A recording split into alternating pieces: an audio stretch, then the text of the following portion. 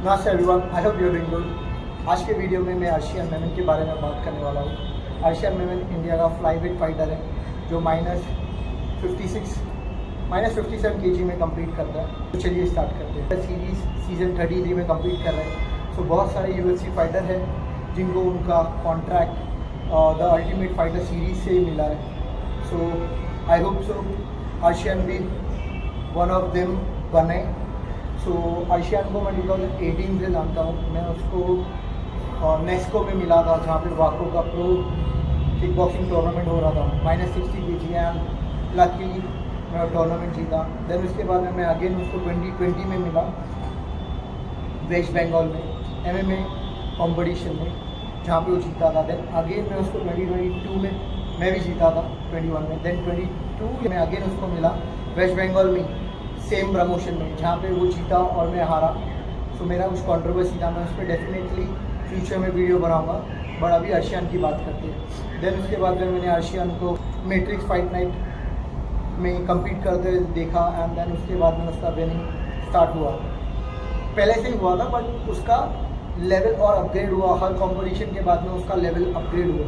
तो मेरे हिसाब से अर्शियन बहुत अच्छा स्ट्राइकर है। अगर आपने उसका गेम देखा होगा मैंने उसका स्टार्टिंग फाइट से देखा जहाँ से उसने फर्स्ट MMA फाइट किया था। सो उसके बाद से लेके अभी तक का जो अपने लास्ट फाइट देखा रहेगा मैट्रिक्स फाइट नाइट में जहाँ पे उसने गोविंद आले को नॉक किया। गोविंद आले इंडिया का वन ऑफ दी बेस्ट, मैं बोल सकता हूँ टॉप 10 बेस्ट फाइटर्स में आता है बैंटम वेट के। उसने उसको नॉक किया फ्लाई वेट में, ये बहुत बड़ी बात है। गोविंद आले बहुत एक्सपीरियंस फाइटर है। सो उसको नॉक करना मतलब आपके पास में अगर कुछ लेवल होगा या आपके पास में कुछ गेम होगा तभी आप उसको नॉक कर सकते हैं, ठीक है।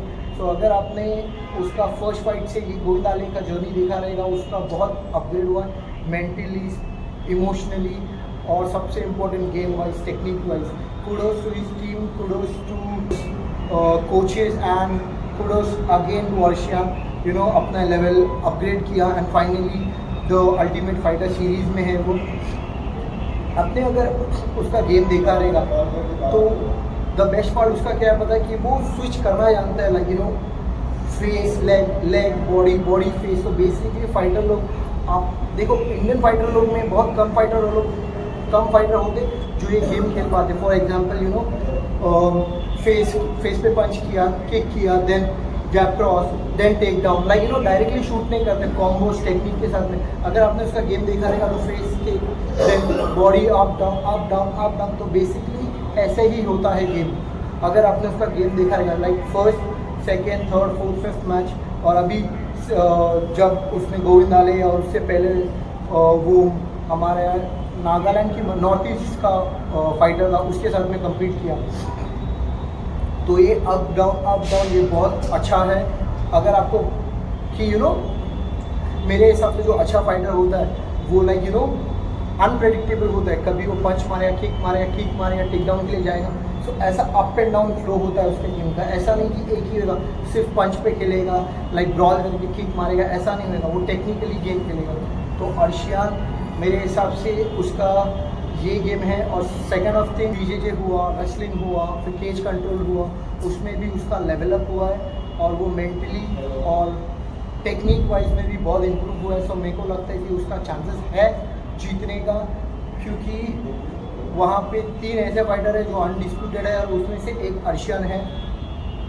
और मेरे हिसाब से अभी के टाइम पे अर्शियन इंडिया का नंबर 1 फ्लाईवेट फाइटर है। ये तो हुआ प्रो की बात। अभी मैं कौन सी बात करूँगा तो अर्शियन का जो ग्रैपलिंग गेम है वो उतना भी स्ट्रॉन्ग नहीं है। तो वहाँ पे कुछ ऐसे है फाइटर्स जिनका ग्रैपलिंग बहुत स्ट्रॉन्ग है। पहला शायद में एक किर्गिस्तान की सोवियत का है, उसका भी कुछ 12 या 10 विन्स है और वो भी उसने भी एक भी फाइट नहीं हारा है। तो मेरे को लगता है कि वो सबसे बड़ा एक प्रॉब्लम होएगा अर्शियन के लिए।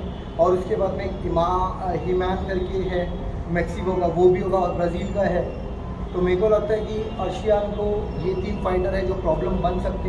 अर्शियन का प्रॉब्लम यहाँ पे है कि अर्शियन को टेक डाउन के बाद में वो ग्राउंड गेम पे थोड़ा सा वीक है मेरे हिसाब से। बट शायद मैं अभी अर्शियन वर्क करता रहेगा अपनी टीम पे, जहाँ पे उसके ड्रॉबैक्स है, जहाँ पे भी अर्शियन का वीक पॉइंट है वहाँ पे डेफिनेटली अर्शियन वर्क करता होगा। आई hope so.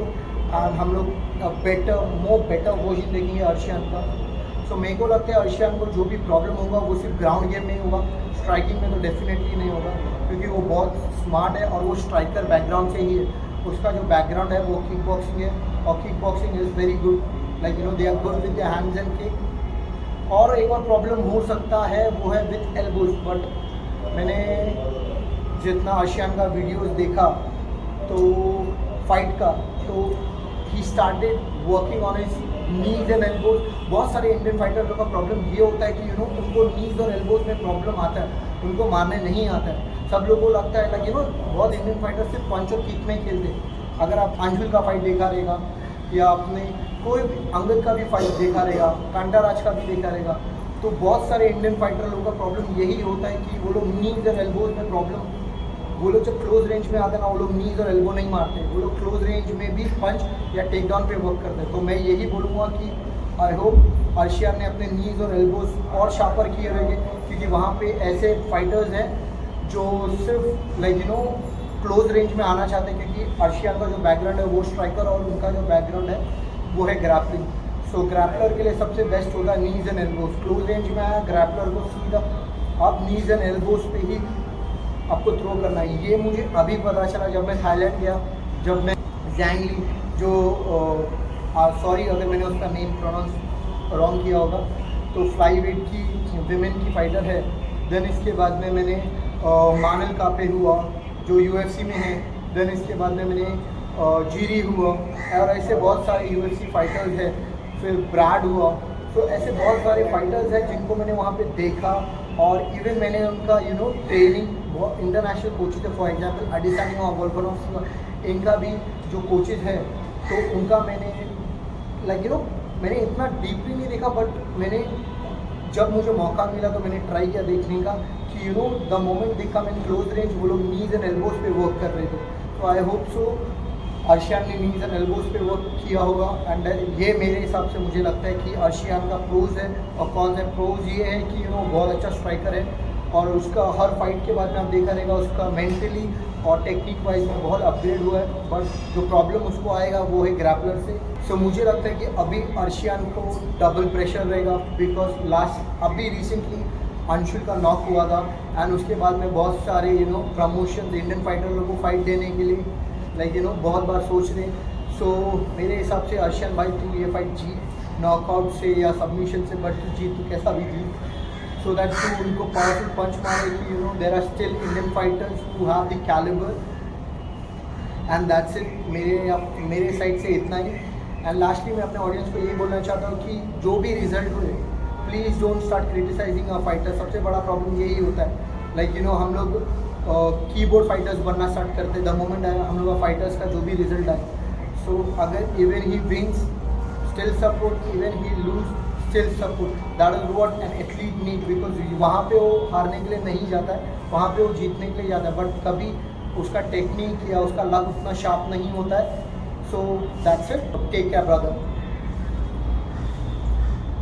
Arshiyan, I hope so you are ready with grapplers, and मेरे हिसाब से आज के लिए इतना ही। Best of luck for Arshiyan and his team. I hope you make a country proud.